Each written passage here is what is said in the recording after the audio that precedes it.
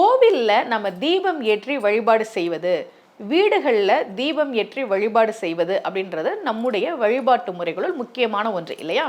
அப்படி கோவில்களுக்கு போய் நாம் தீபம் ஏற்றி வழிபாடு செய்கிற போது என்ன பலன் கிடைக்கும், யாரெல்லாம் தீபம் ஏற்றி கண்டிப்பாக வழிபாடு பண்ணணுன்றதை பற்றி தான் இன்னைக்கு பதிவில் நான் உங்களுக்கு சொல்ல போகிறேன்.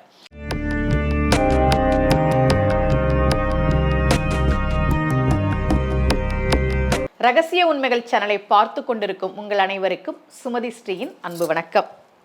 இந்த பகுதியில் நம்ம நிறைய பரிகார முறைகள், பரிகார தலங்கள், ஆன்மீக கேள்வி பதில்கள், ஆன்மீக சந்தேகங்கள், என்ன பிரச்சனைக்கு என்ன மாதிரி வழிபாடு பண்ணணும்னு தொடர்ந்து பார்த்துக்கிட்டு இருக்கோம். பொதுவாகவே கோவிலுக்கு நம்ம போனோம் அப்படின்னா நிலம், நீர், காற்று, நெருப்பு, ஆகாயம், இந்த பஞ்சபூதங்களோடு சம்பந்தப்பட்ட விஷயங்களையும் நம்ம பண்ணணும். நெருப்புக்காக தான் நம்ம தீபம் ஏற்றுறோம், காற்றுக்காக தான் அர்ச்சனை பண்ணுறோம். இதெல்லாம் என்னோட பதிவுகளில் நான் உங்களுக்கு சொல்லியிருக்கேன் இல்லையா? முக்கியமாக நீங்கள் செவ்வாயோட நட்சத்திரத்தில் பிறந்தவர்களாக இருந்தால், உங்களுக்கு தசை நடத்தக்கூடிய கிரகம் நெருப்பு ராசியில் இருந்தால், நீங்கள் நெருப்பு ராசியில் பிறந்தவர்களாக இருந்தால் எந்த கோவிலுக்கு போனாலும் தீபம் ஏற்றி வழிபாடு செய்ய வேண்டும். அதை நீங்கள் வாழ்நாள் முழுக்க கடைபிடிக்கணும் அப்படின்றத மனசில் வச்சுக்கோங்க. இப்போ உங்களுக்கு தசாநாதன் நெருப்பு ராசியில் இருக்குது, அதே மாதிரி நீங்கள் பிறந்த ராசிநாதன் நெருப்பு ராசி, அல்லது நீங்கள் செவ்வாயோட நட்சத்திரத்தில் பிறந்திருக்கிறீங்க, இந்த மாதிரி அமைப்பு உள்ளவர்கள் கோவில்களுக்கு போகிற போது தீபம் ஏற்றி வழிபாடு செய்வது சிறப்பு. இந்த தீபம் ஏற்றினா என்ன கிடைக்கும் அப்படின்றத அப்பர் சுவாமிகள் தன்னுடைய பதிகத்தில் பாடுறார். வேதாரண்யம் இருக்கே, திருமறைக்காடுன்னு பேரு அதுக்கு.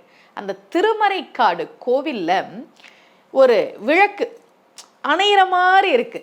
அப்போ ஒரு எலி என்ன பண்ணுச்சான், அந்த விளக்குல இருக்கிற நெய்யை சாப்பிட்றதுக்காக வந்த எலி இப்படி வந்த உடனே அதோட மூக்கு பட்டு அணையிற மாதிரி இருந்த அந்த தீபம் சுடர் விட்டு எரிஞ்சுதான். நம்ம விளக்கு தூண்டி விடுவோம் இல்லையா, அந்த மாதிரி அந்த எலிக்கு, எந்த எலிக்கு, திருமறைக்காடு கோவிலில் தீபத்தை தூண்டிவிட்ட அந்த எலிக்கு சிவபெருமான் எப்படி அருள் செய்தார்னா, அந்த எலிதான் அடுத்த பிறவியில் மாவலி சக்கரவர்த்தியாக பிறந்ததுன்னு அப்பர் சுவாமிகள் பாடுறார்.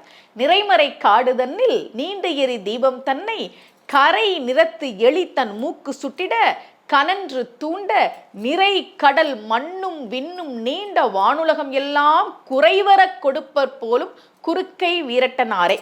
ரொம்ப அழகா அப்பர் சுவாமிகள் பாடுறார். அந்த எலி இப்படி மூக்கு வச்சு அந்த திரியை தூண்டி விட்டதுனால நிறைக்கடல் மண்ணும் விண்ணும் நீண்ட வானுலகம் எல்லாம் குறைவர கொடுப்பர் போலும் மாவலி சக்கரவர்த்தியாக பிறந்து விண்ணு மண்ணு நீண்ட வானுலகம் இதையெல்லாம் ஆட்சி செய்யக்கூடிய மன்னனாக அது மாறியது என்று அப்பர் சுவாமிகள் பாடுகிறார். அப்போ கோவில்களில் தீபம் ஏற்றி வழிபாடு செய்வது என்பது நமக்கு பல நன்மைகளை தரும். அதுலேயும் யாரு முக்கியமாக தீபம் ஏற்றி வழிபாடு பண்ணணும்னு நான் சொல்லியிருக்கேன். முடிந்த வரைக்கும் நீங்கள் கோவில்களுக்கு போகும்போது தீபம் ஏற்றி வழிபாடு செய்யுங்கள். இதே போல மீண்டும் ஒரு பரிகார முறையோடு உங்கள் அனைவரையும் சந்திக்கிறேன். அனைவருக்கும் அன்புடன் சுமதி ஸ்ரீ.